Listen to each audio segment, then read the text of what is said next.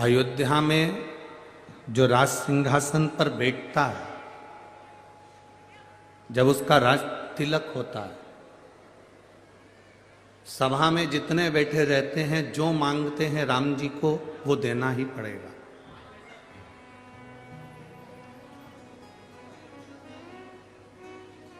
हमारे अयोध्या की एक रीत है, अवध का राजा जो बनेगा, अयोध्या में जो राजा बनकर बैठेंगे, राज तिलक के समय पर जो मांगा जाएगा वो देना पड़ेगा।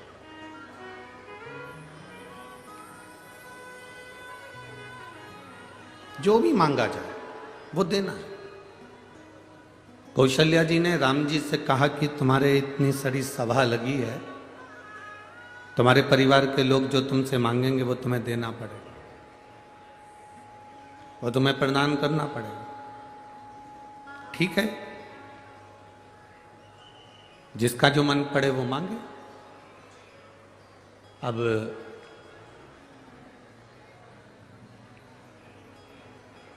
लक्ष्मण जी से कहा कि पहले तुम जाओ मांगने के लिए, क्योंकि तुम भी 14 वर्ष के वनवास से वापस लौट कर आए।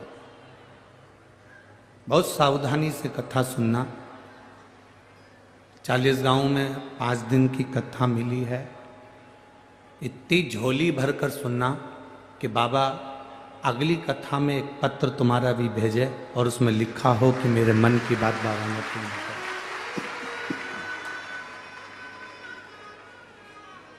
इतने दिल से अगर कथा सुनोगे तो जीवन की एक सार्थकता सिद्ध होगी, एक आनंदता सिद्ध होगी।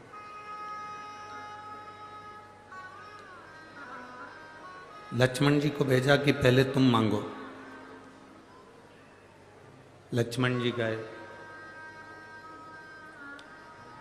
भैया राम के चरणों को प्रणाम किया। कौशल्या जी ने कहा हमारे यहाँ की रीति है, जब राम जी राजा बने हैं, अवध के सिंहासन पर जो बैठेगा उससे जो मांगोगे वो देगा। लक्ष्मण जी ने मांगा कि मुझे भैया राम के चरणारविंद की सेवा चाहिए। राम जी ने सेवा दे दी।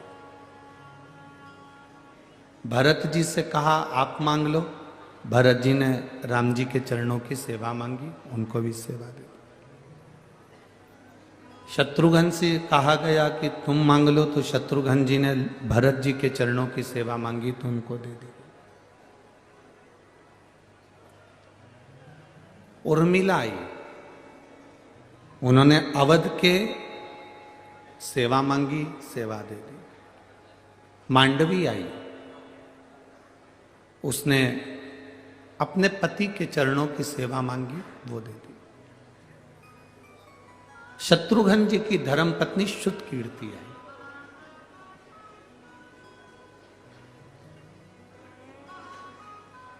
और शुद्ध कीर्ति ने राम जी से कहा कि भैया राम, मैं आपसे जो मांगूंगी आप वो मुझे दे दोगे?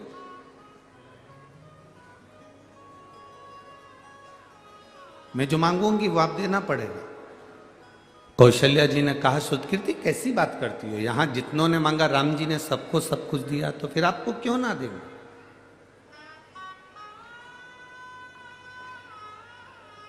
आपको मना थोड़ी ना है, आप मांगोगे आपको मिलेगा। मांगो, आपको क्या चाहिए? शुद्ध कीर्ति ने कहा कि मैं जो मांगूंगी वो दे दोगे, पहले विचार कर लो भैया राम। भैया राम, आप पहले विचार करो, जो मांगूंगी वो देना पड़ेगा। हाँ मांगो। शुद्ध कीर्ति ने फिर कहा पक्का? पक्का। सीता जी ने कहा शुद्ध कीर्ति तो मेरी बहन होकर ऐसा बोल रही है, तू तो मांग ले जो चाहिए तेरे को राम जी से। शुद्ध कीर्ति ने कहा पहले मुझे संकल्प दो कि मैं जो मांगूंगी वो मुझे देना पड़ेगा। सीता जी कहती हैं ऐसी बात कर रही हो तुम तो कि संकल्प दो। कैकेयी को थोड़ा सा भय होने लगा। कैकेयी को लगा कि मैंने 14 वर्ष का वनवास राम जी को दिया था, कहीं ये शुद्ध कीर्ति वापिस राम जी को वनवास ना दे दो। उसे भय हो रहा, उसको भय उत्पन्न हो रहा।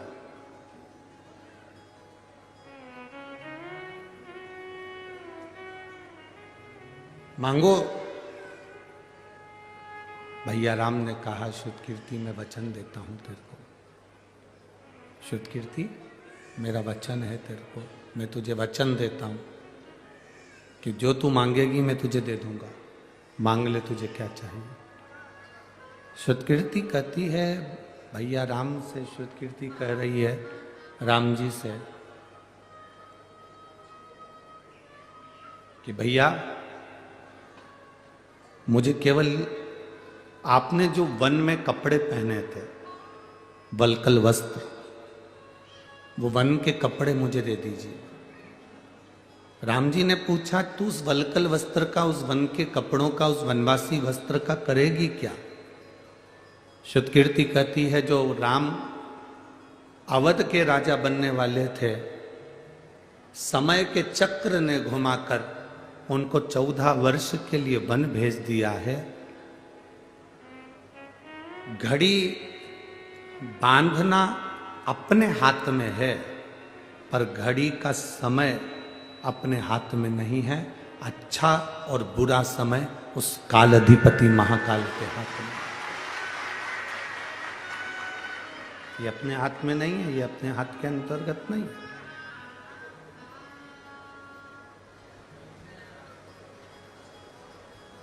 घड़ी बांधना अपने हाथ में हो सकता है, पर समय अपने हाथ में नहीं हो सकता। घड़ी देखना अपने हाथ में है, पर समय देखना अपने हाथ में नहीं हो सकता।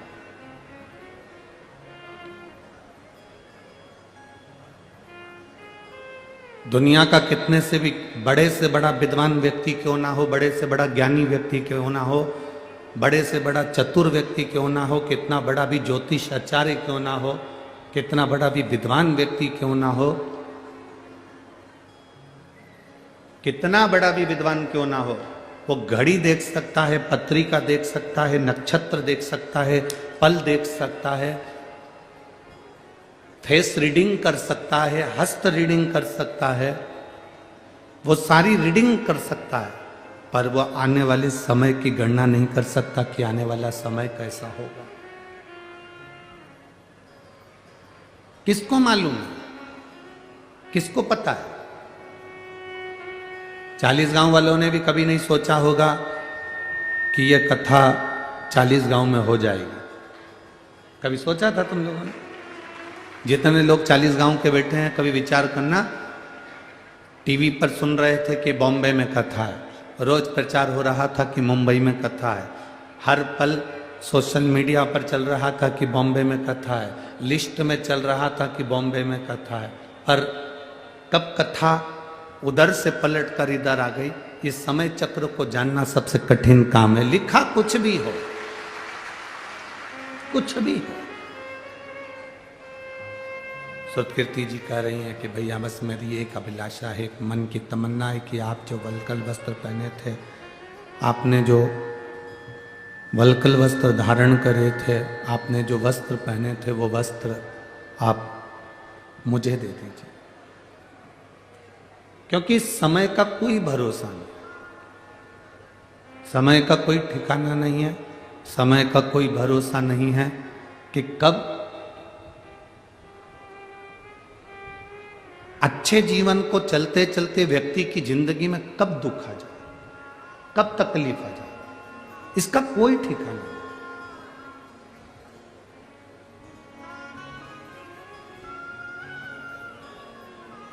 कई लोग कहते हैं, गुरुजी हमारी जिंदगी में क्या दुख ही दुख है, हमारे जीवन में क्या तकलीफ तकलीफ है, हमारे जीवन में क्या कष्ट ही कष्ट है, हमारे जीवन में क्या परेशानी ही परेशानी है। हम उनसे कहते हैं, तुम्हारे साथ रहने वाले लोग बदल जाते हैं, तुम्हारे दोस्त बदल जाते हैं, रोज भोजन करते हो तो सब्जी बदल जाती है, रोज महीने 2 महीने में तुम्हारे कपड़े बदल जाते हैं, 6-8 महीने में, साल भर में तुम्हारा जूता चप्पल बदल जाता है, 2-3 दिन में तुम्हारा फैशन बदल जाता है। बोलो सही है कि गलत है? जब कपड़े बदल सकते हैं दोस्त बदल सकते हैं, हमारा फैशन बदल सकता है, हमारे चप्पल जूते बदल सकते हैं, पादुका बदल सकती है। तो इतना विश्वास मानकर चलना कि तुम्हारी जिंदगी में अगर दुख का समय चल रहा है तो वो भी एक दिन बदलेगा जरूर और सुख का समय आएगा जरूर। ऐसा नहीं कि दुख का समय बदलेगा, दुख का समय समाप्त नहीं होगा, तकलीफ का समय समाप्त नहीं होगा, कष्ट का समय समाप्त नहीं होगा। अच्छा समय आएगा, पर थोड़ा सा इंतजार हमको करना पड़ेगा।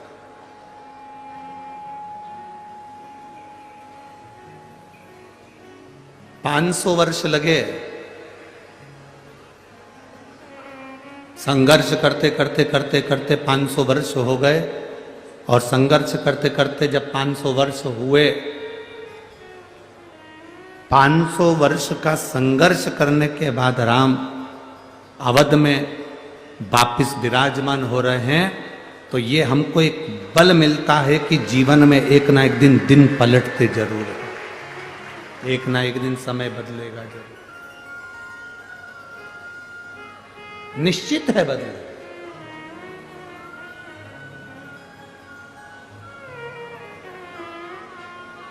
और शंभु शरणे पड़ी मांगो घड़ी रे दुख काटो दया करीने दर्शन आपो। थोड़ा मिठास नहीं आ रही है, गला पकड़ रहा है। शंभु शरणे पड़ी मांगो घड़ी रे दुख काटो दया करीने दर्शन। समय बदलता है और निश्चित है बदले।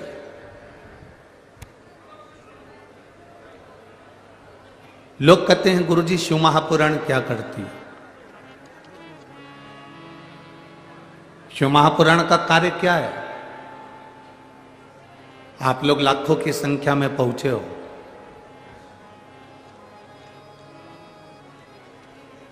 माननीय सांसद महोदय जी ने, श्री उन्मेष जी पाटिल जी,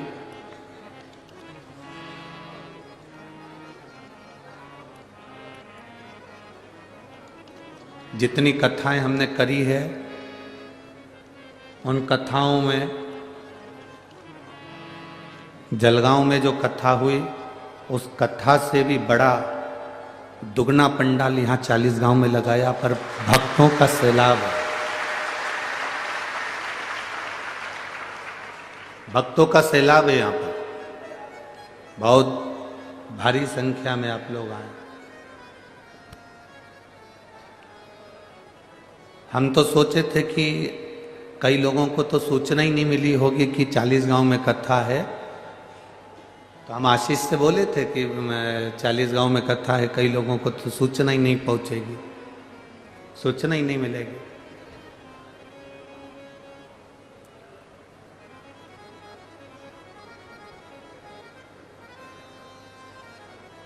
तब आशीष बोला था, गुरुजी ये महाराष्ट्र है, संतों की पवित्र भूमि है, यहाँ के भक्त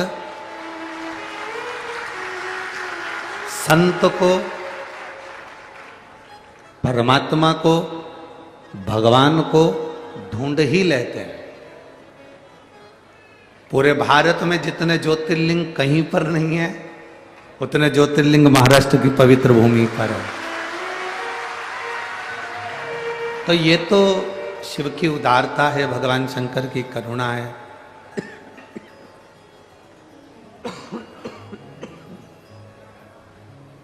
ये तो भगवान शिव की कृपा है, करुणा है, उनकी उदारता है, उनकी दया है, जो 5 दिन के अंदर इतनी व्यवस्था यहाँ करी गई और आप लोग भी इतनी संख्या में पहुंचे। क्या देती है शिव पुराण?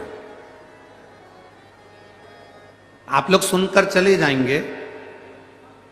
5 दिन का किसी किसी ने पूरा डेरा लगाया है। कई लोग ऐसे हैं जो 5 दिन यहीं पर रहेंगे, बिछाएंगे, सोएंगे, जो भोजन मिलेगा वो खाएंगे, कोई अभिलाषा नहीं।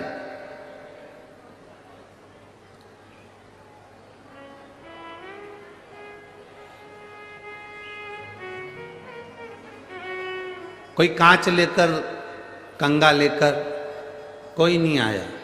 सब भगवान की कथा सुनने के लिए आए हैं और दिल से सुनना है। और हमने पहले भी कथाओं में कहा है, आज फिर कहते हैं, कथा के पंडाल में 5 दिन 7 दिन की जो शिव महापुराण की कथा होती है, उसमें जो लोग कथा के पंडाल में डेरा लगा कर बैठते हैं, वो केवल कथा के पंडाल में नहीं बैठते। ये कथा का पंडाल नहीं है। भारत की भूमि की जितनी पवित्र नदियां हैं, जितने पवित्र तालाब हैं, जितने पवित्र सरोवर हैं, जितने ज्योतिर्लिंग हैं, जितने तीर्थ हैं, भारत की भूमि के जितने ज्योतिर्लिंग, जितने तीर्थ, जितनी नदी, जितने तालाब, जितने सरोवर हैं, ये सारे के सारे भारत की भूमि के सारे नदी, तालाब, सरोवर, तीर्थ सब 5 दिन के लिए 40 गांव के इस पवित्र प्रांगण में आकर विराजमान हो जाते हैं।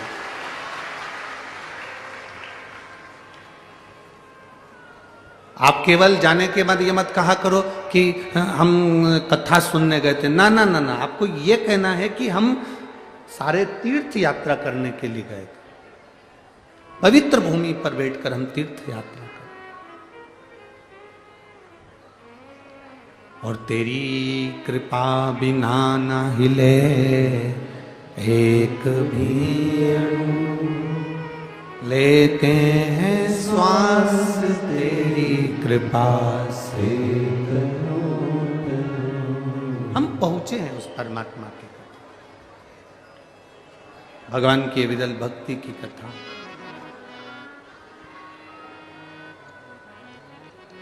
शिव तत्व कह रहा है।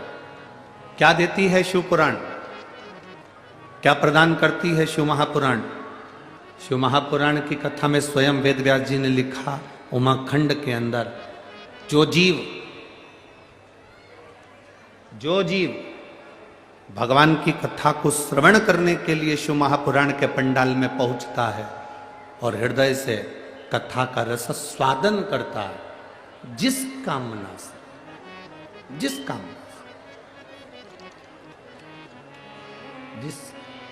कामना से वो बैठता है और दिल से कथा श्रवण करता करता भगवान से प्रार्थना करता है, वो कामना उसकी शिव पूर्ण करते ही हैं, देरी नहीं लगाते, निश्चितता। अब आप लोग किस कामना से बैठे हैं? कोई पानी का पाउच लेकर आ गया, उसकी कामना से? अरे बोलो तो जम के। कोई पानी की बोतल लेकर आ गया, उसकी कामना से? 2 रुपए के पानी के पाउच के लिए, 5 रुपए की बोतल के लिए, 1 बिस्कुट के पैकेट के लिए आप भगवान से क्या कामना कर रहे हैं कि हमको ये व्यक्ति वो देगा? ना, हम तो पानी बांटने वालों से भी निवेदन करेंगे कि जो धूप में बैठे हुए हैं, छांव में नहीं बैठ पाए, जगह जिनको नहीं मिल पाई, आप उनके पास जाकर पानी का पाउच दीजिए, आप उनको पानी की बोतल दीजिए। जो धूप में बैठे हैं, जिनको छाया नहीं मिल पा रही हो इतनी भीड़ में, आप उनके पास पहुंचिए। और हमने पहले भी कथाओं में कहा है, अपने साथ में लेकर चलने वाली सामग्री में 2 बोतल पानी, बोलते कि नहीं बोलते? जम के बोलो जरा। 2 पानी की बोतल, 1 बिछाने का दरी, 1 जम के बोलो जरा छाता, कि मान लो कहीं टेंट लगा नहीं मिले और धूप बहुत तेज है, तो अपने छाते में अपन किसी को ये 15 बाई 15 का टेंट लगाकर 200-500 रुपए की हम पंडाल लगाकर किसी को कथा नहीं सुना सकते, तो कम से कम अपने छाते में 2 लोगों को बिठाकर कथा सुना सकते हैं। हम बड़ा भंडारा नहीं कर सकते, तो अपने पानी की बोतल में से थोड़ा सा पानी किसी को पिला सकते हैं। अपनी व्यवस्था खुद लेकर चलो। हम थोड़ी सी आस किसी से ना लगाएं, क्योंकि हम भगवान शिव की कथा सुनने बैठे, हम उससे आस लगा कर बैठे। हम जितनी देर कथा में बैठे उतनी देर हमें उस परमात्मा से आस लगा कर बैठना। शिव महापुराण की कथा तो यहां तक कहती है कि मंदिर में भी जाओ, शंकर के मंदिर में भी दर्शन करने जाओ भगवान शिव के, और तुम्हारे पास में पर्स नहीं है, तुम्हारी जेब में पैसा नहीं है, तो पड़ोसन से मांग कर चढ़ाना मत। आरती में भी 1 रुपया पड़ोसन से मांग कर मत चढ़ाओ। भगवान के सामने भी 5 रुपया 10 रुपया पड़ोसन से मांग कर मत चढ़ाओ। भगवान को बड़ा बुरा लगता है जैसे सास तुम्हारे साथ में है और तुम पड़ोस की काकी से कहो काकी मुझे 200 रुपये दे दो, और सास से नहीं मांगो तो सास को बुरा लगता है। उसी तरह भगवान के मंदिर में भगवान के सामने तुम पड़ोसन से मांग कर आरती में पैसा चढ़ाओ या भगवान के सामने पैसा चढ़ाओ, भगवान ये नहीं चाहता। भगवान कहता है तेरा पिता मंदिर के अंदर बैठा है, तू एक बार मुझसे कहता तो मैं तुझे देता, तू मुझसे तो बोलता, तू मुझसे कह नहीं रहा, कोई आस मुझसे लगा ही नहीं। तू बोल बम का नारा है सारी समस्या का हल, तुम मुझसे तो आस लगा। हम दुनिया से आस लगा कर बैठे, और जिस दिन हमने परमात्मा से आस लगाई उस दिन हमारी जिंदगी की सार्थकता सिद्ध हो। सिद्ध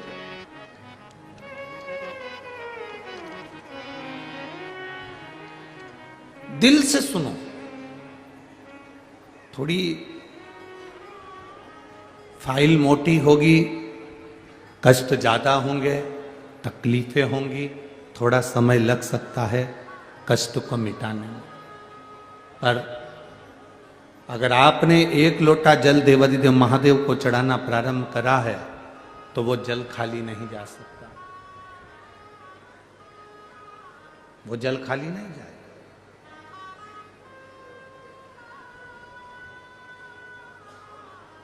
थोड़ा तकलीफ आ सकती है, एक सिद्धता का भाव अपने भीतर प्रकट करो, जैसे देवराज नाम का ब्राह्मण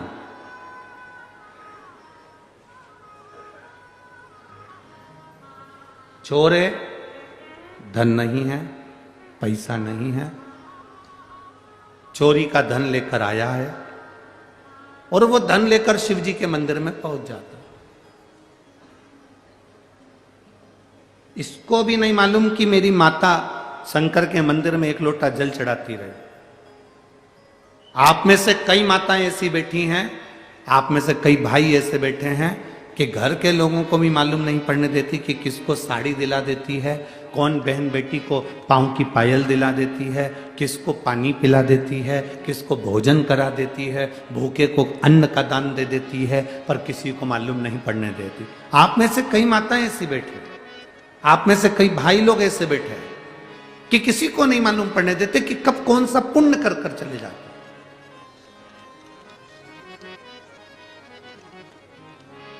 अपने हाथों से अपन सत्कर्म करते चले। कौन देख रहा है हमें उससे मतलब नहीं, कौन हमको देखा उससे मतलब नहीं, कौन ने हमको पूछा उससे हमें मतलब नहीं, कौन हमको चाहा उससे हमें मतलब नहीं। हमें तो ये मतलब होना चाहिए कि हमें किसी भूखे को भोजन करा दिया, प्यासे को पानी पिला दिया।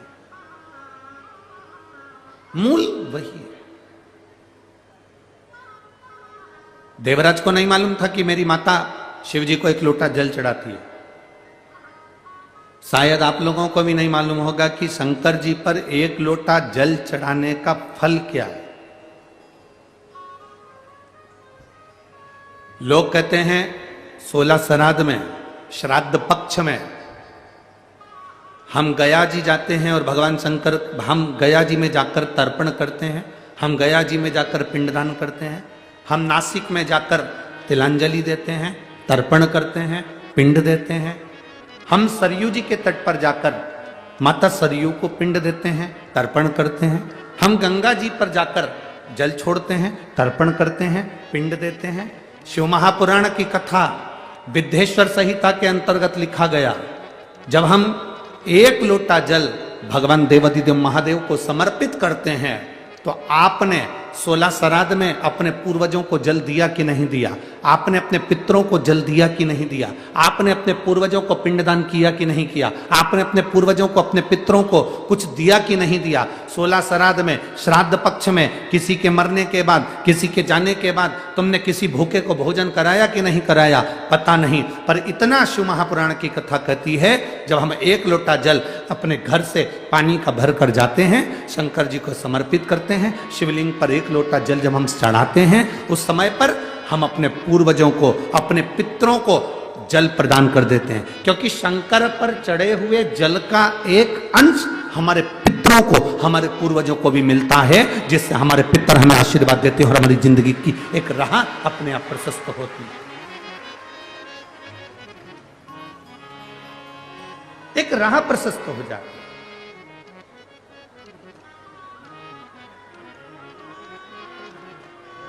हम वो जल जो शिव जी को समर्पित कर रहे हैं, भगवान शंकर को, भगवान देवादिदेव महादेव को समर्पित कर रहे हैं, वो जल खाली नहीं जाता। आपका दिया गया एक लोटा जल आपके पूर्वजों के हिस्से में भी जाता है। शिव जी पे चढ़ाए गए एक लोटे जल में से एक अंश आपके पितरों को भी प्राप्त होता है। अच्छा चलो एक बात आपसे पूछें, 40 गांव वाले सब उत्तर देना जरा अच्छे से, हो बड़ा ध्यान से उत्तर देना।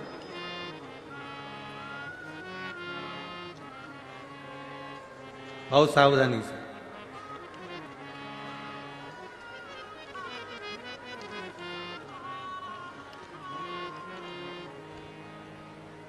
ये कार्यकर्ताओं से निवेदन है, आप लोग जो चल रहे हैं फिर रहे हैं बार बार, आप लोग अपनी जगह पर बैठ जाओ, और जिनको पानी देना है उनसे निवेदन है कि आप बाहर जो धूप में बैठे हैं, गर्मी में बैठे हैं, आप उनको पानी दीजिए। और जितने कार्यकर्ता खड़े हैं वो सब बैठ जाएं, कोई भी कार्यकर्ता खड़े नहीं रहेगा। यहाँ जितने भक्त कथा सुनने आए हैं ये सब शंकर के भक्त हैं, ये अपने आप व्यवस्था जमा लेते हैं। बार बार जाने आने का काम खत्म करिए और आप लोग बैठकर कथा का आनंद लीजिए। यदि किसी का स्वास्थ्य खराब होता है तो उसके लिए वहाँ पर कार्यकर्ता खड़े होंगे, वो स्वयं व्यवस्था कर लेंगे। आप लोग अपनी जगह पर बैठकर कथा का लाभ लीजिए। 40 गांव में ये बार बार कथा नहीं मिलने वाली है। आज पहला दिन चले जाएगा, 4 दिन की कथा में आखिरी दिन सुबह का टाइम हो जाएगा, चले जाएंगे। महाराज जी 3-4 दिन की कथा आप लोगों को प्राप्त होगी। आप क्यों अपना आनंद छोड़कर यहाँ वहाँ भटक रहे हो? दिल से सुनो, दिल से।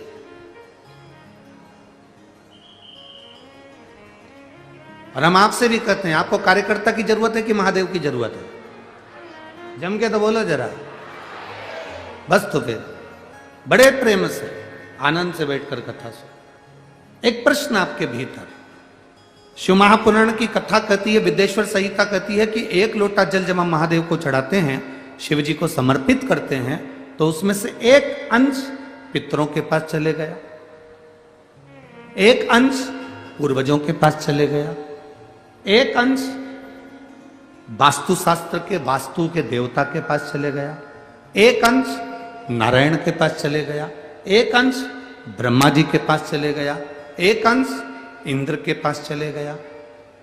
विदेश्वर संहिता कहती है कि शंकर जी पर समर्पित जल के 33 कोटि देवी देवताओं के हिस्से हो जाते हैं केवल एक लोटे जल में से, एक लोटा जल में से।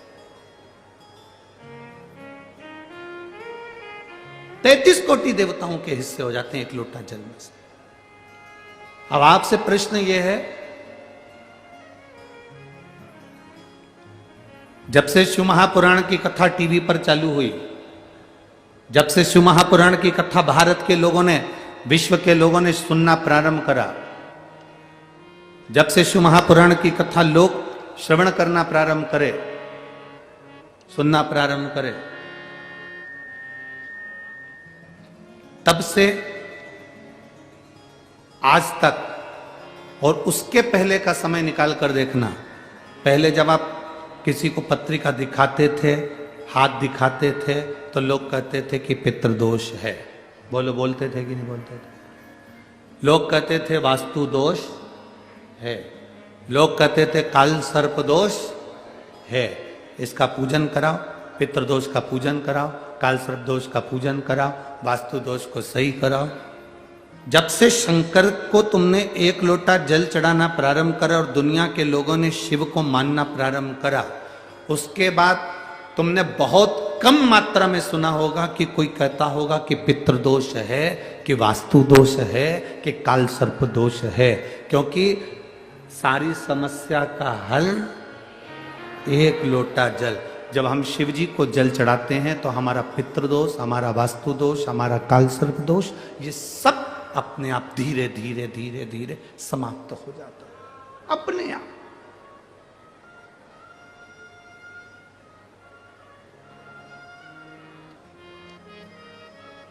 धीरे धीरे समाप्त। आपको भटकना नहीं पड़ता।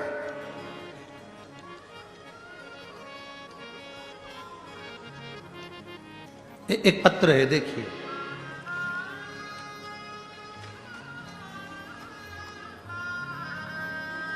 मेरा नाम ज्योति भूषण भोलाणे, धूले रोड, पोस्टल कॉलोनी, 40 गांव। कहीं बैठे हैं क्या? कहीं बैठे हो तो हाथ हिलाइए।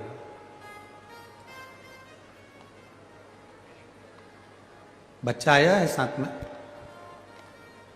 बाबू आया है साथ में? नहीं, ले आओ इसको, ले आओ।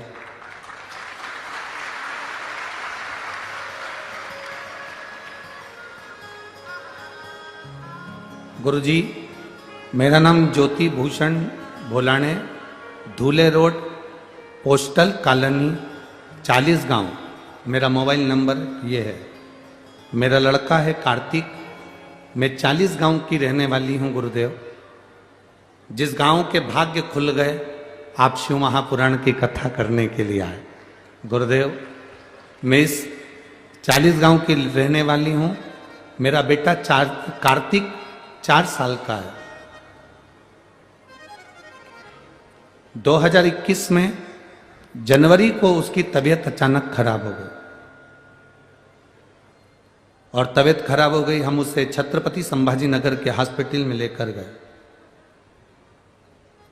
डॉक्टर ने उसका बोन मैरो किया, और बोन मैरो कर तब मालूम पड़ा कि उसको ब्लड कैंसर हो गया है। मेरे 4 साल के बच्चे को जैसे ही ब्लड कैंसर का सुना, तब बहुत हम लोग घबरा गए और उसे तुरंत नासिक के नमो हॉस्पिटल में लेकर गए। वहां 3-3 महीने में 7 बार उसको केमो किया गया।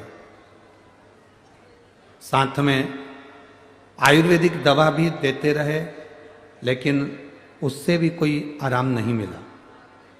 आप लोग पत्र को एलईडी पर, आस्था चैनल पर या फेसबुक, यूट्यूब पर हमारे साथ में पढ़ सकते हैं। जितने भी लोग यहाँ पर पंडाल में बैठे हैं, आपकी एलईडी पर भी ये पत्र चल रहा होगा, आप उस पत्र को पढ़ सकते हैं।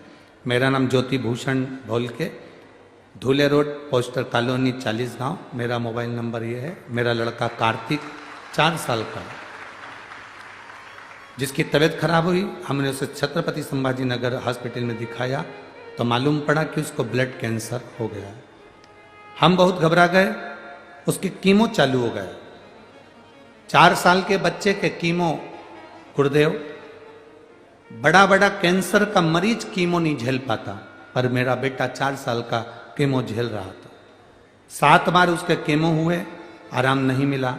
डॉक्टरों ने कहा कि उसके शरीर में सिर्फ 1% खून बचा है और उसकी कोई गारंटी नहीं है। तुम इसको अब घर ले जाओ, तो अब इसको घर ले जाओ और घर पर जितनी सेवा कर सकते हो उतनी करो। अब इस बच्चे की कोई उम्र भी नहीं लगती। गुरुदेव, हम लोग बहुत घबरा गए। आप कथा में कहते हो कि 1 लोटा जल सारी समस्या का हल होता है। आपकी कथा जलगांव में शुरू थी, तब हम बच्चे को सीहोर लेकर गए। हमने कुबेरेश्वर महादेव का दर्शन किया, कंकर शंकर की पूजन करी और एक रुद्राक्ष मांगकर लेकर आ।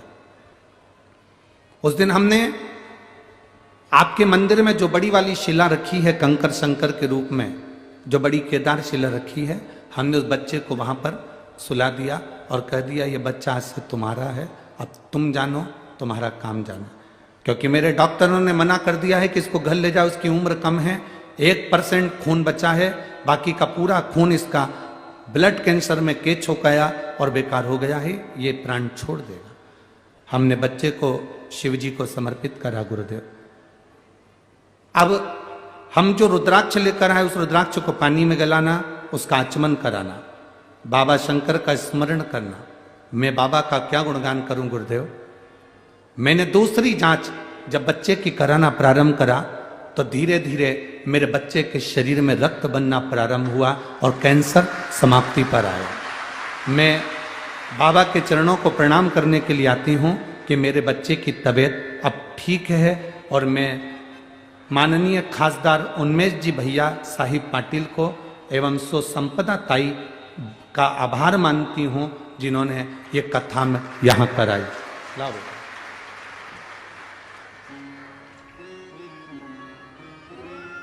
शंभो शर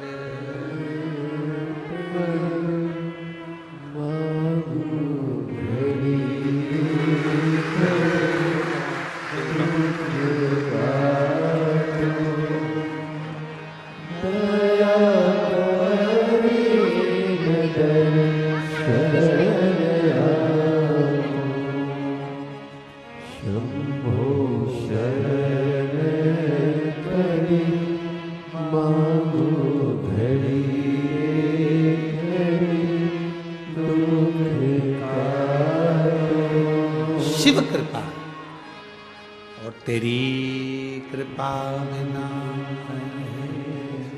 वो कृपा करता है। आप एक लोटा जल जरूर चढ़ा रहे हो पर वो एक लोटा जल का थोड़ा थोड़ा अंश सब जगह जा रहा है और उसका फल हमें मिल रहा है। अरे लुटा दिया भंडार काशी वाले, कर दिया मारा काशी वाले। ये प्रभु कृपा से। क्या देती है शिव पुराण? उस बहन ने लिखा,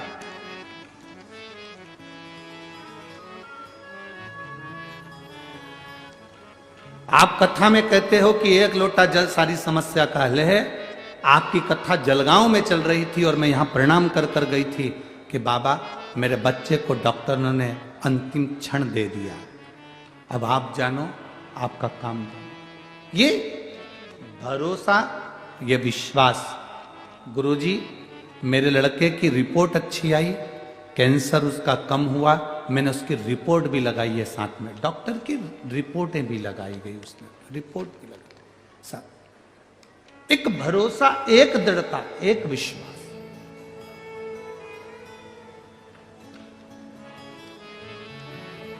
और जब तक भरोसा दृढ़ नहीं होता तब तक परमात्मा को मिलन नहीं हो पाता।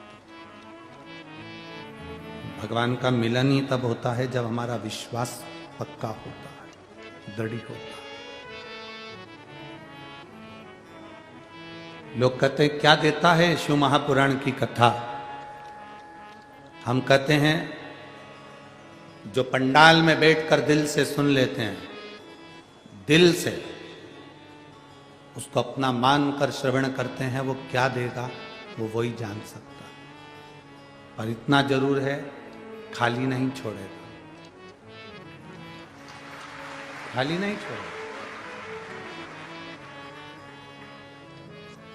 आप उसके भरोसे में कथा का श्रवण कर कर अपनी जिंदगी की सार्थकता को सिद्ध करें।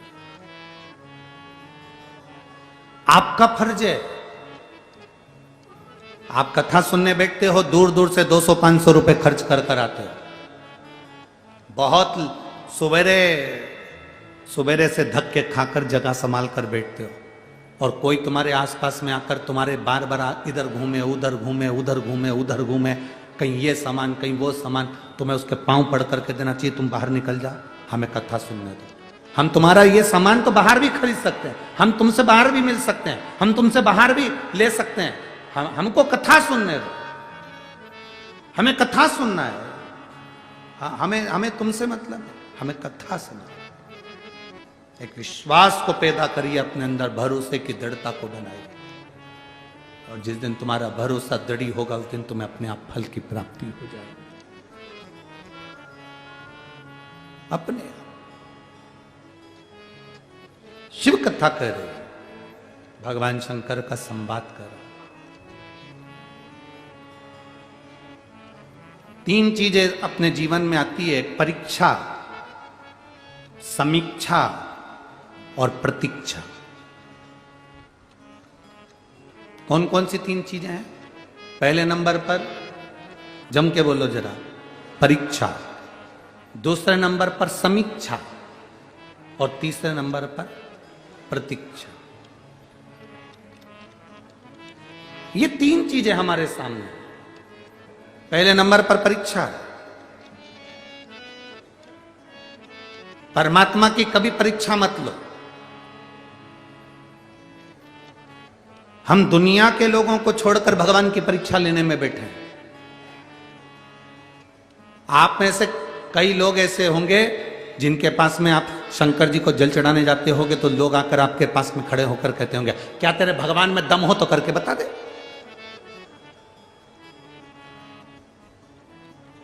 तेरे भगवान में अगर कुछ है तो कर कर बता।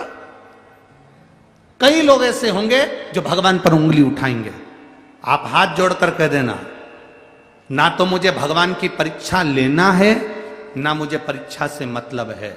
मैं क्यों कहूं कि मेरे भगवान में दम है तो ये करके, ना ना ना, ये व्यर्थ की बात दुनिया के लोग करते हैं, मैं नहीं करती। मैं तो 1 लोटा जल महादेव को चढ़ाती हूं, और इस भाव से चढ़ाती हूं कि मेरा महादेव मुझसे कदम से कदम मिलाकर चल रहा है, मुझे और कुछ नहीं चाहिए।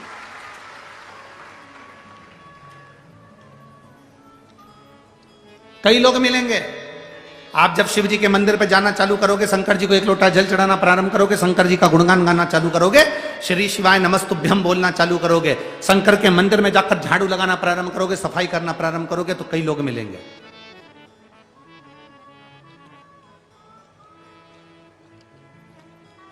आप मंदिर को जब क्लीन कर रहे हैं, साफ कर रहे हैं, मैं माननीय प्रधानमंत्री जी श्री नरेंद्र मोदी जी को धन्यवाद देना चाहूंगा कि राम अवध में विराजमान हो रहे हैं, उसके पहले उन्होंने एक नियम पूरे भारत में लागू किया कि राम जी अवध में बैठे हैं, उससे पहले हमको एक आंदोलन चलाना है, पूरे मंदिरों को साफ करना है। शिव महापुराण की कथा आपने श्रवण कर कर ये जो नियम आपने शिव महापुराण की कथा श्रवण कर कर ये नियम जो लिया, और पूरे भारत के मंदिरों को, नदियों को, तालाब को, बावड़ी को, सरोवर को क्लीन करने का जो विचार करा, यही समिति का नियम है, यही शिव महापुराण कहती हुई है। ये निर्माल्य विसर्जन के रथ क्यों चला रहे हैं? सब दूर कचरे के रथ चलते हैं, परंतु विठले सेवा समिति आपसे बार बार कहती है, कुबेरेश्वर धाम से बार बार कहा जाता है, शिव महापुराण में बार बार कहा जाता है, निर्माल्य विसर्जन के रथ भगवान के मंदिर के निर्माल्य को इकट्ठित करके उसकी खाद बनाओ, पेड़ पौधे में डालो, नदियों को स्वच्छ रखो, सरोवर स्वच्छ रखो, तालाब स्वच्छ रखो, मंदिर स्वच्छ रखो। साधुता है आपको इस चीज की। परीक्षा नहीं लेना हमें भगवान की। कोई तुमसे कहते तेरा भगवान ये कर सकता है, हमें परीक्षा नहीं लेना। हम हमारे भगवान को हम क्यों परीक्षा में लाते, हमें नहीं लेना। दूसरे नंबर पर है समीक्षा। हमें अपने भगवान की तुलना किसी से नहीं करनी। हमें अपने भगवान की तुलना किसी से नहीं करनी।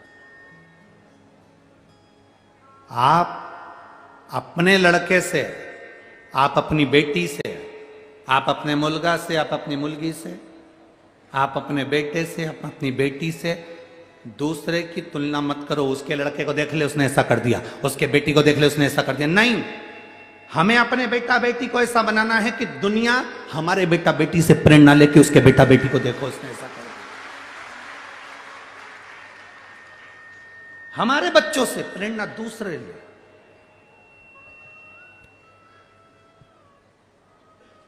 हमें समीक्षा नहीं करना, हमें दो चीजें नहीं करना, तीन चीजें हैं। पहले परीक्षा, दूसरी समीक्षा और तीसरी प्रतीक्षा।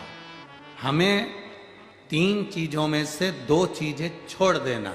भगवान की पहली, भगवान की परीक्षा नहीं लेना। दूसरे नंबर पर हमें भगवान की किसी से होड़ नहीं करना, समीक्षा नहीं करना। हमें करना क्या है? तो तीन चीजों में सबसे आखिरी की जो चीज है, क्या? जम के बोलो जरा। प्रतीक्षा। हमें इंतजार करना है। मैंने मेरे बाबा को पुकारा है, मेरा बाबा मेरे दुख हरने आएगा। जैसे शबरी राम जी का इंतजार करती रही, प्रतीक्षा करती रही, तो राम आए। शबरी राम जी का इंतजार करती रही तो राम आए। काशी में बैठकर नंदी इंतजार करता रहा तो काशी में विश्वनाथ का मंदिर में शिवलिंग प्रकट होना ही पड़ा। प्रतीक्षा, एक प्रतीक्षा। कौशल्या जी प्रतीक्षा करी, राम आए। भारतवासियों ने प्रतीक्षा करी, 500 साल लग गए, भले लग गए, पर राम अवध में आए। ये प्रतीक्षा है। हमें प्रतीक्षा करो, आएगा। ऐसा कोई दुख नहीं संसार में जो खत्म नहीं हो सकता। ऐसा कोई रोग नहीं जिसकी औषधि नहीं। ऐसा कोई दुख नहीं जो मिट नहीं सकता। मिटेगा, बस थोड़ा इंतजार करिए, थोड़ा प्रतीक्षा करना पड़ेगा। आप जितनी प्रतीक्षा करोगे ना, उसमें आपको फल की प्राप्ति होगी, मिलेगा।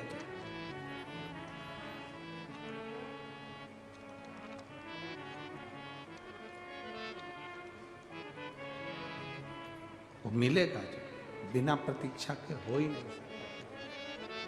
थोड़ा इंतजार। हरि शबरी बुआरे रास्ता, आएंगे राम जी। शबरी बुआरे रास्ता, आएंगे राम जी। मेरा भी धन्य जीवन बनाए हे राम जी। मेरा भी धन्य जीवन बनाए राम जी। शबरी बुआरे रास्ता,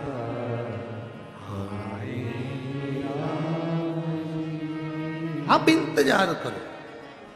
मातंग बाबा ने जैसे शबरी जी से कहा था, इंतजार कर, आए।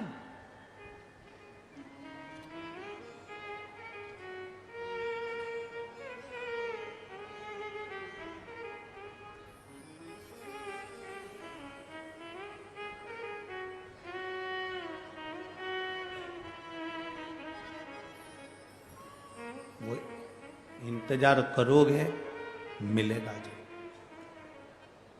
ऐसा क्या है जो नहीं मिल सकता? क्या है जो ना मिलेगा? मिलेगा, थोड़ी प्रतीक्षा करना पड़ेगा।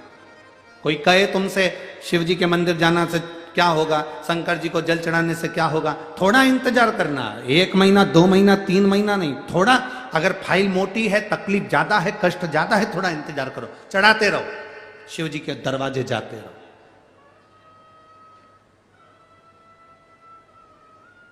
आपसे एक बात पूछें, आपके घर में पत्थर लगा होगा, उस पत्थर पर कोई दाग लग गया, उस दाग को साफ करना है तो एक दिन में साफ नहीं हो रहा, या तुमने बार्निश से कोई पेंटिंग कर दी, बार्निश से पत्थर के ऊपर, वो छूटी नहीं रही, तो तुम क्या करती हो, उसमें थोड़ा सा घासलेट का तेल डालकर, तारपीन का तेल डालकर छुड़ा, नहीं छूटता, सर्फ डालकर छुड़ाती, सर्फ से भी नहीं छूटता, फिर क्या करती हो, कोई नींबू का रस डालकर छुड़ाती, फिर भी नहीं छूटा, फिर कुछ डाला, फिर कहा अब 2-4 दिन के बाद में फिर घिसूंगी, फिर 2-4 दिन के बाद फिर घसने बैठी,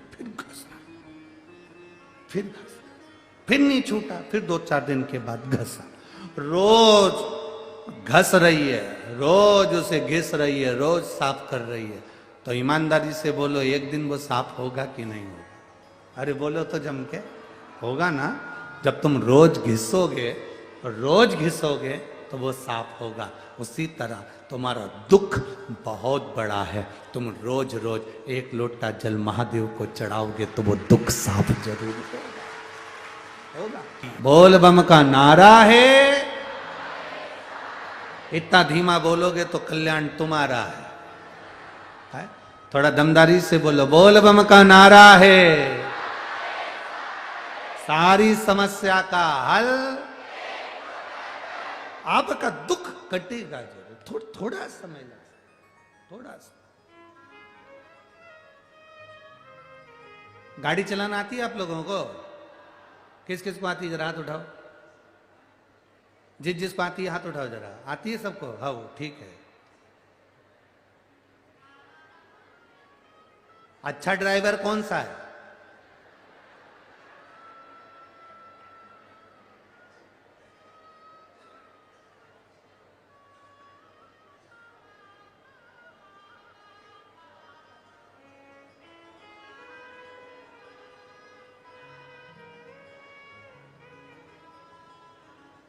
अच्छा ड्राइवर कैसा होता है? सीधा रोड, खाली सड़क और ड्राइविंग करे तो वो अच्छा ड्राइवर बन सकता है? अरे बोलो तो। नहीं। हमको तो नहीं आती इतनी, पर फिर भी खाली सड़क, खाली रोड, सीधा रोड और गाड़ी चलाने वाला चला रहा है तो वो अच्छा ड्राइवर बन सकता है? नहीं। अच्छा ड्राइवर कौन बनेगा कि सड़क भरी हो, टर्न भी बहुत सारे हों, मोड़ भी हों, स्पीड ब्रेकर भी हों, खड्डे भी हों और रोड पर पब्लिक भी हो, और फिर गाड़ी चला।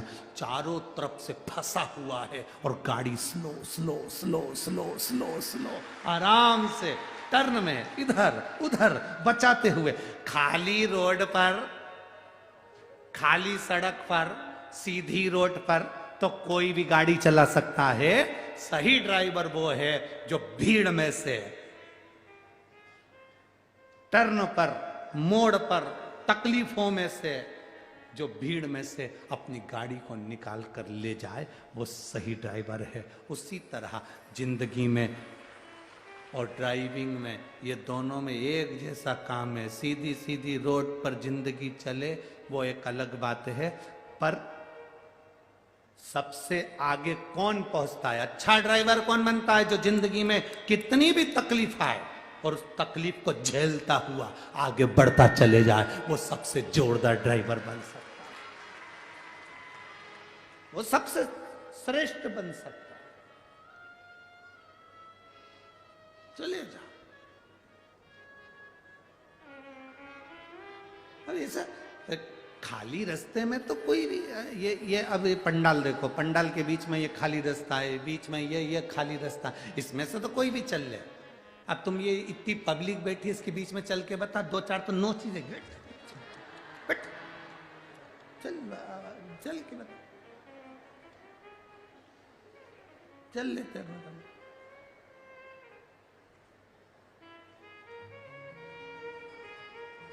अभी एक पत्र, तुम्हारे जलगांव का ही एक पत्र था पहले, हम जलगांव में उसको पढ़े नहीं थे, परंतु क्योंकि जलगांव में कथा वाचना थी तो हम वहाँ पढ़ दें तो अच्छी बात थोड़ी ना है। तो जलगांव का पत्र याद आया तो हम तुम्हें सुना दे। एक माता ने एक छोटा सा पुस्ते के टुकड़े पर पत्र लिख कर भेजा था। उसने कहा, हम जहाँ बैठ के कथा सुन रहे हैं, ये जितनी माताएं बैठी हैं ये हमें को नोच देती है।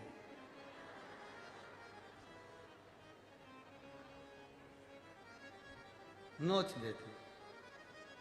अब उसमें उसका मोबाइल नंबर भी लिखा था, तो हमने वो आशीष से कहा कि इसके नीचे पत्र रखें, उसमें एक पत्र छोटा सा पुस्ते का है, उसको निकाल के लाना। उसमें वो माता ने लिखा है, हम कथा सुनने बैठते हैं, हमारी पड़ोसन हमको नोच देती।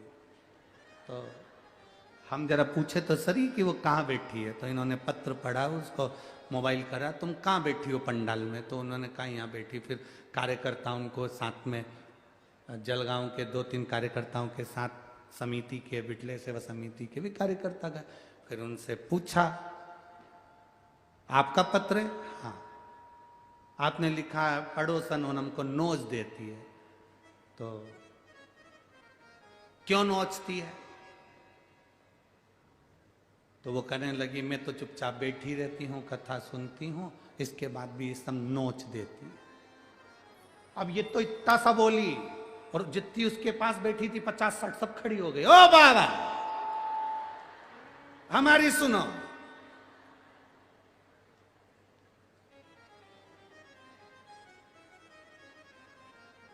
क्या हुआ? इसकी आदत सबसे बुरी है। क्या बुरी है? कथा सवेरे 9 बजे से लेकर यहीं बैठी रहेगी, बैठी रहेगी, बैठी रहेगी, बैठी रहेगी, कुछ नहीं खाएगी।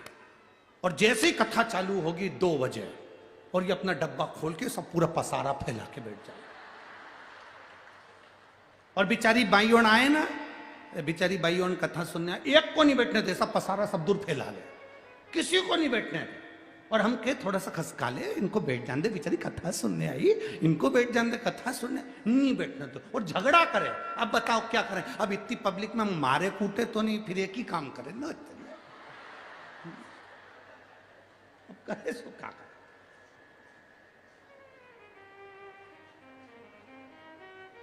ए मेरी 40 गांव की जीजियो,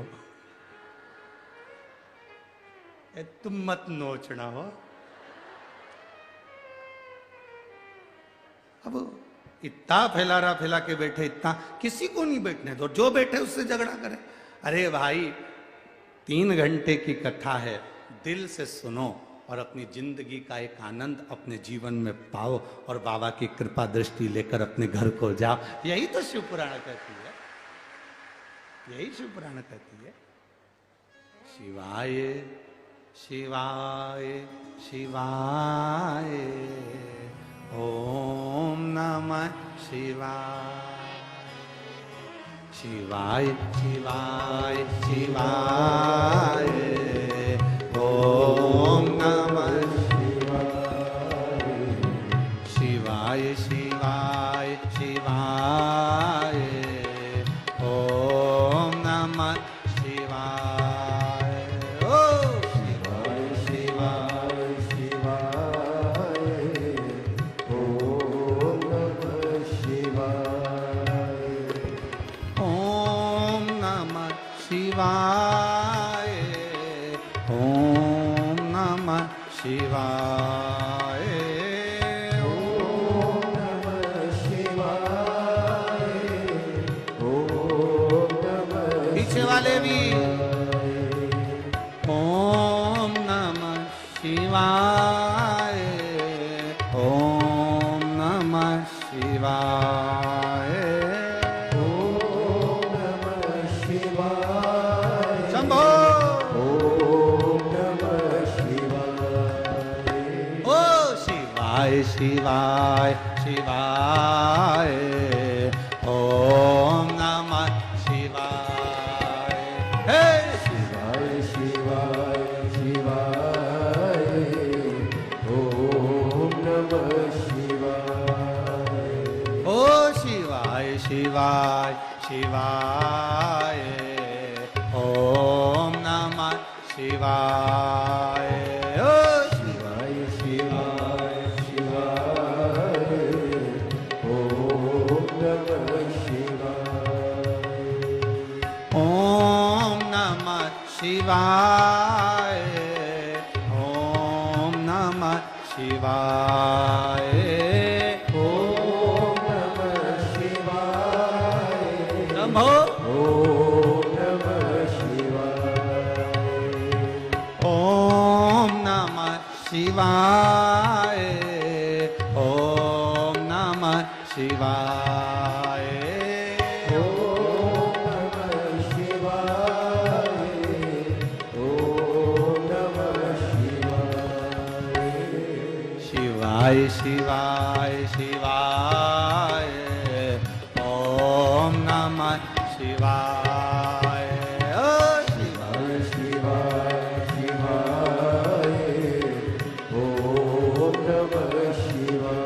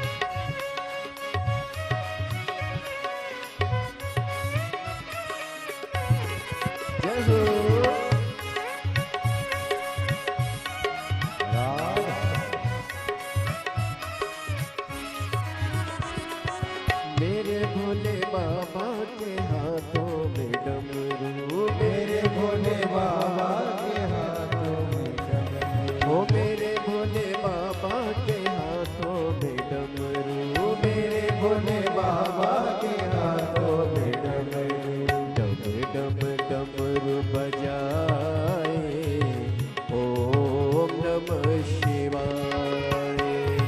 डम डम डमरू बजाए ओम नमः शिवाय। ओम नमः शिवाय। ओम नमः शिवाय। ओम नमः शिवाय। ओम नमः शिवाय। शिवाय शिवाय शिवाय। ओम नमः शिवाय। शिवाय शिवाय शिवाय। ओम नमः शिवाय।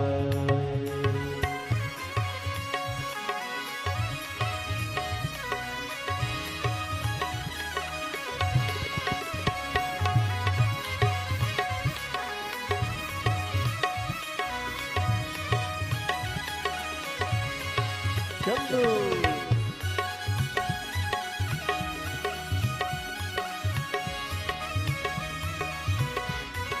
जय हो।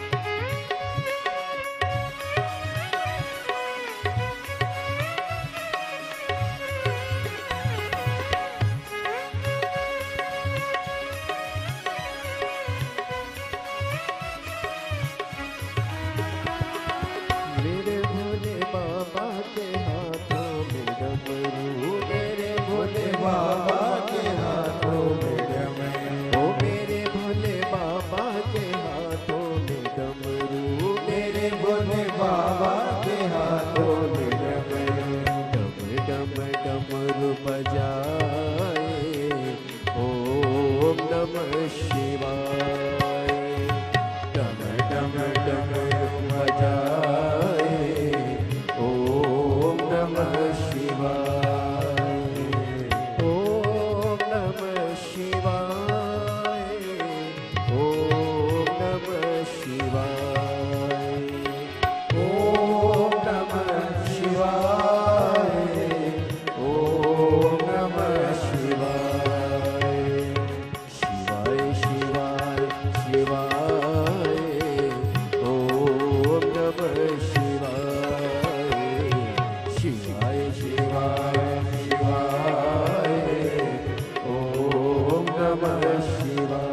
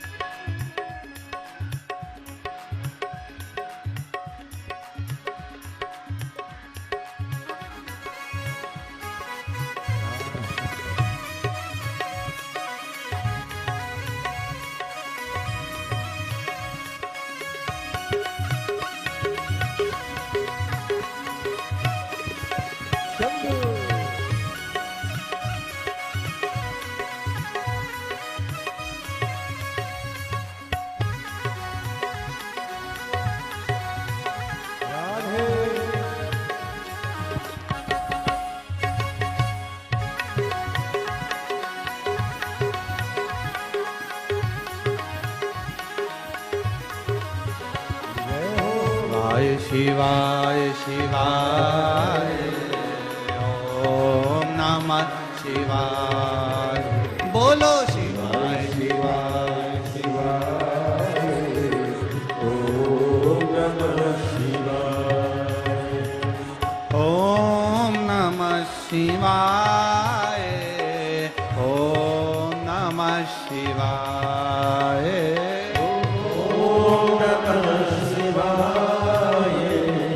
ओम नमः शिवाय, ओम नमः शिवाय, ओम नमः शिवाय, ओम नमः शिवाय, ओम नमः शिवाय, शिवाय शिवाय शिवाय, ओम नमः शिवाय, शिवाय शिवाय शिवाय, ओम नमः शिवाय, शिवाय शिवाय शिवाय, ओम नमः शिवाय, शिवाय शिवाय शिवाय, ओम नमः शिवाय, ओम नमः शिवाय, ओम नमः शिवाय, ओम नमः शिवाय, ओम नमः शिवाय। हर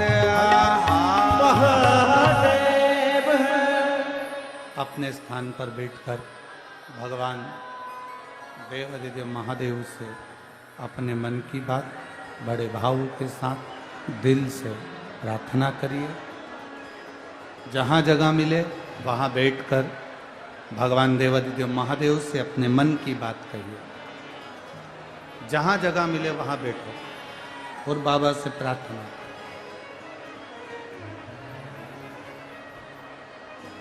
कार्यकर्ता भी जहाँ खड़े हैं वहीं बैठकर बाबा से विनती करेंगे। जिस विनती को करने के लिए दुनिया के सब लोग बड़े भाव से कथा के पंडाल में पहुंचते हैं, आप भी भाव से प्रार्थना करें। जितने लोग आस्था चैनल पर कथा सुन रहे हैं वो आस्था चैनल पर, जो मोबाइल पर कथा सुन रहे हैं वो मोबाइल पर, अपने मन की बात बाबा से दिल से कहेंगे, प्रार्थना करेंगे, भाव से विनय करें।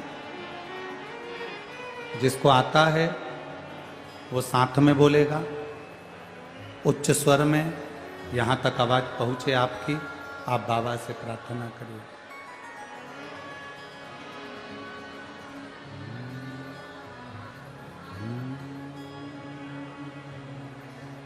श्री शिवाय नमस्तु, श्री शिवाय नमस्तु, श्री शिवाय नमस्तु, श्री शिवाय नमस्तु, श्री शिवाय नमस्तु। भोला सब दुख काटो,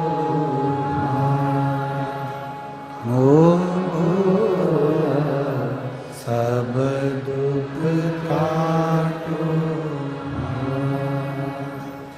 शिव शंकर जपो तेरी माला, भोले बाबा जपो तेरी माला, भोला सब दुख काटो,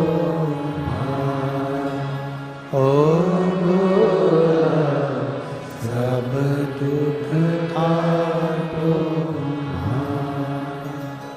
वेश है मंगल मंगलकारी, वेश है मंगल मंगलकारी, शमशान वासी हमारा, शमशान वासी हमारा, ओ सब दुख काटो, ओ सब दुख काटो।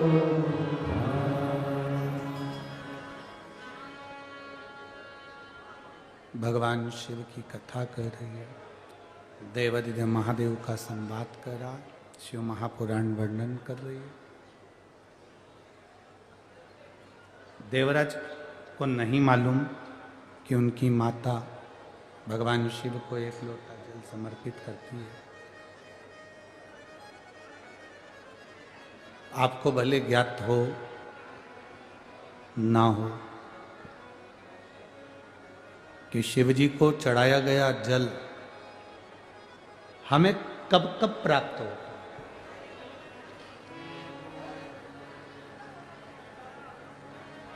किस किस जगह प्राप्त होता, कहां कहां मिल जाता।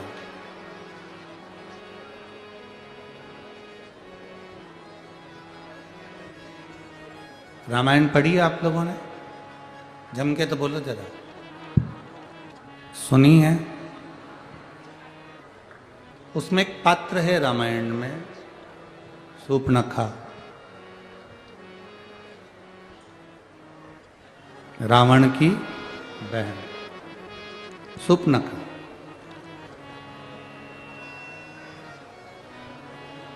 रामायण के अंदर जितने पात्र हैं, रामचरितमानस में जितने पात्र हैं, सारे पात्र शिव के उपासक हैं।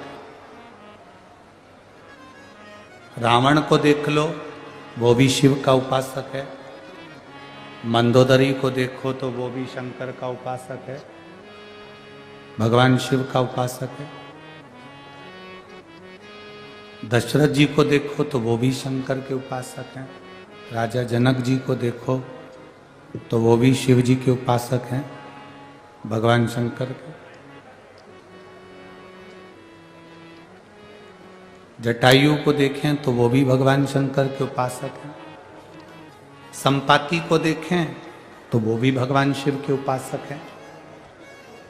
विभीषण को देखो तो वो भी शिव का उपासक है। विभीषण की धर्म पत्नी शर्मा को देखो तो वो भी शिव के उपासक है। रामायण में जितने पात्र, रामचरितमानस में आपको जितने पात्र मिलेंगे सब शंकर के उपासक। उसी में एक पात्र है सूर्पनखा।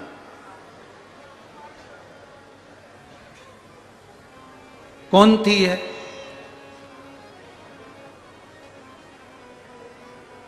ये देवलोक में रहती थी जिसका नाम था नयनतारा, अप्सरा थी।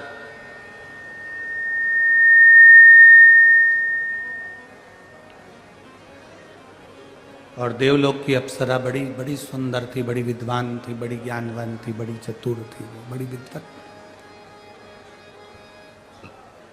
जिसका नाम नयनतारा था।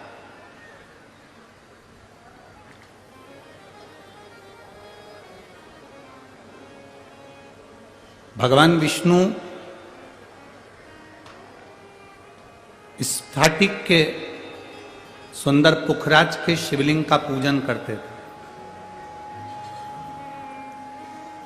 लक्ष्मी जी स्वर्ण और हीरे से जड़े हुए शिवलिंग का पूजन करती थी। पुराण के श्रोताओं को सुख, खुद तो खाते हैं, दूसरे को भी खिला देते हैं। बोलो सही है कि गलत है? पर गुरुजी ऐसा ऐसा चला, हमने कहा कोई बात नहीं, दिसंबर विदा हो रहा है तो अप्रैल मिलने आया था। दिसंबर विदा हो रहा है तो अप्रैल दिसंबर से मिलने आया था। जब लाइव शिव महापुराण की कथा आस्था चैनल पर बहुत शान से चल रही है और दुनिया के लोग अगर कुछ थोड़ा बहुत डाल दिए हैं तो हमने कहा वो तो अप्रैल फूल मनाने के लिए दिसंबर में आए थे। दिसंबर की विदाई करने के लिए अप्रैल मिलने आया था। शिव तत्व है।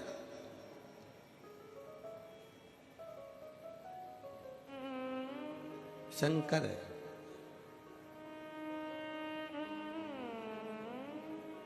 और मैं धन्यवाद देता हूं मेरठ के सभी रहवासियों को, मेरठ की इस पवित्र धरा के सभी निवासियों को कि आपकी भक्ति बड़ी प्रबल है, आपका विश्वास बड़ा प्रबल है। और आप मेरठ वासियों, आप सत्य पर टिकने वाले हो। असत्य को आपने दूर हटा दिया और सत्य सत्य ही रहता है।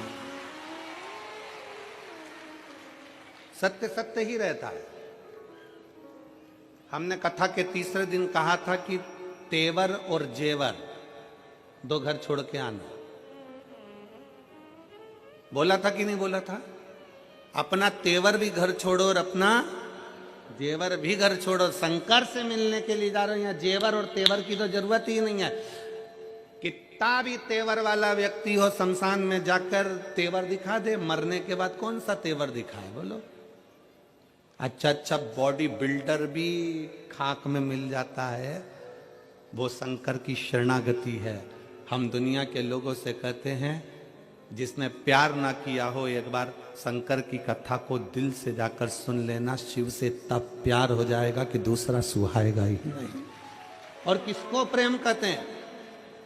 शंकर जी के चरणारविंद के प्रति कितना प्रेम होगा, जरा विचार करिएगा। आस्था चैनल वालों से कहूंगा, मैं बाहर बैठे हुए, जो गाड़ियों में बैठे हुए हैं, ऑटो पर बैठे हैं, छतों पर बैठे हैं, जिन्होंने पूरी रात निकाल दी एक जैसे केवल कथा के लिए, पूरी रात गाड़ियों पर चढ़े चढ़े बैठे रहे, पूरी रात तपतपाती हुई ठंड, कोहरा आज अभी तक खत्म नहीं हुआ। उस कोहरे में, इस तपतपाती हुई ठंड में लोग दिल से कथा का रसतत्व श्रवण करने के लिए पूरी रात इंतजार कर रहे हैं। जरा विचार करिएगा, इसको शंकर का प्रेम कहते हैं, इसको शिव की भक्ति कहते हैं, इसको अविरल भक्ति कहते हैं। ये विश्वास का पूंजी।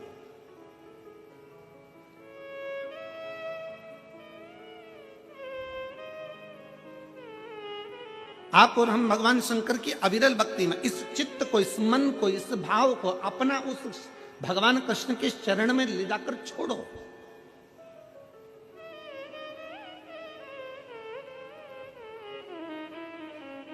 भगवान कृष्ण के चरणों में ले जाकर इस दिल को छोड़ने का प्रयास करो। स्वर्ग और नरक दोनों यहीं पर हैं। अनुभव कैसे करोगे?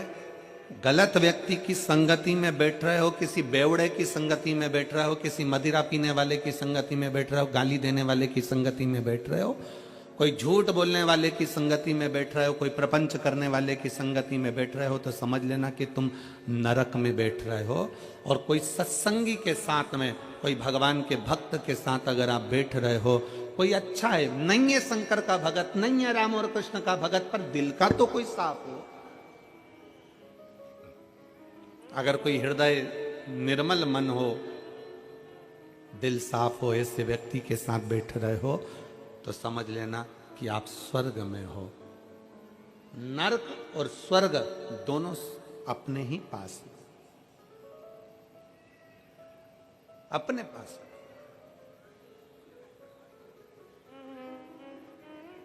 परिवार में जो संबंध नहीं होता ना, परिवार में जो रिश्ता नहीं होता ना, 7 दिन की कथा में लोग अलग अलग आकर बैठते हैं, अलग अलग लोग बैठते हैं, पहचान भी नहीं रहती, जानते भी नहीं है, पहचानते भी नहीं है, और कथा में जाकर बैठ जाते हैं। आपस में इनका इतना प्रेम हो जाता है, इतना प्रेम हो जाता है कि भोजन भी एक साथ करते हैं, चाय भी एक साथ पीते हैं, लड्डू तिल्ली का भी एक साथ खाते हैं, और बिस्कुट भी एक साथ खाते हैं, और पानी भी एक साथ पीते हैं। इतना प्रेम हो जाता है कि जब 7 दिन की शिव पुराण की कथा हो जाती है तो एक दूसरे को फोन लगाकर पूछते हैं, कैसे हो, बढ़िया हो, आनंद हो। ये संबंध है शंकर का, इसी को कहते स्वर्ग।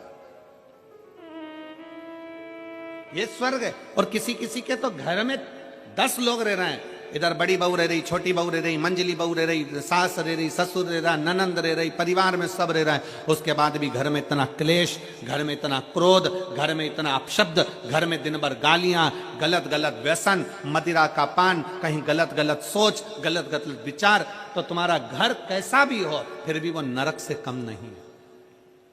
स्वर्ग वाला घर वो होता है जिसमें आप प्रेम से बोल रहे होते हो। स्वर्ग वाला घर वो होता है जिसमें आप प्रेम से रह रहे होते। और आज शिव महापुराण की कथा में आप सबसे निवेदन है, संक्रांति पर किसी को तिल्ली का लड्डू खिलाओ ना खिलाओ, संक्रांति पर किसी का मुंह मीठा कराओ ना कराओ, पर इतना याद जरूर रखना कि संक्रांति पर अपनी जीवान से थोड़ा सा मीठा बोल लेना तो किसी का मुंह मीठा हो जाएगा। अपनी जिह्वा से मिठास परोसिए, अपनी जिह्वा से मीठा देने का प्रयास करिए।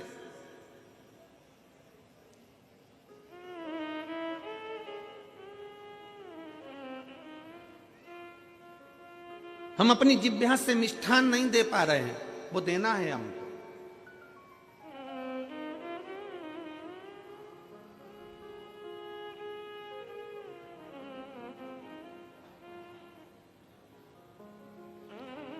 एक महाराज जी ने कथा में पूछ लिया, स्वर्ग कौन कौन जाना चाहता है?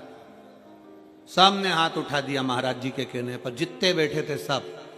आगे एक 80 साल की बूढ़ी मां बैठी थी, उसने हाथ नहीं उठाया। महाराज जी ने 80 साल की बूढ़ी मां से पूछा, माता जी आप स्वर्ग जाना नहीं चाहती?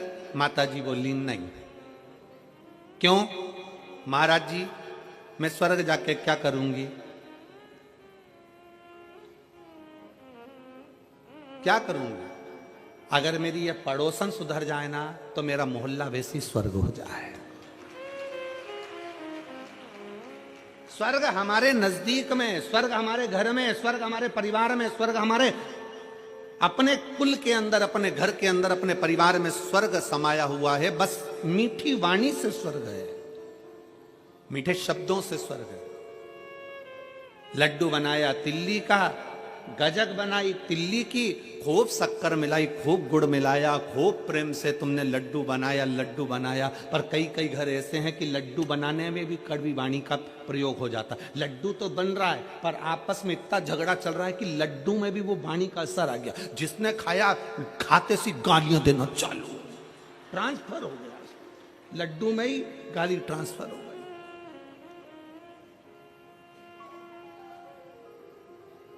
ये विचारों से होता है। एक राजा को रात भर नींद नहीं आती थी, बड़ा बेचैन रहता था, बड़ा बेचैन, पूरी रात कर्मठ बदलता रहता था राजा, पूरी रात।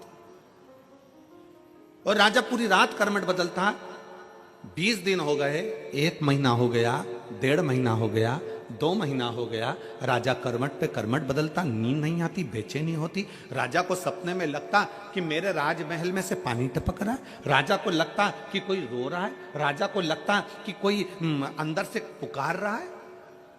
राजा अपने गुरु जी के पास गया, गुरुदेव मुझे समझ में नहीं आता कि मैं राजा हूं, नगर का राज्य मेरे पास में है, पर समझ में नहीं आता कि मुझे लगता है कि मेरे महल टूट गया, उसमें से पानी टपक रहा है,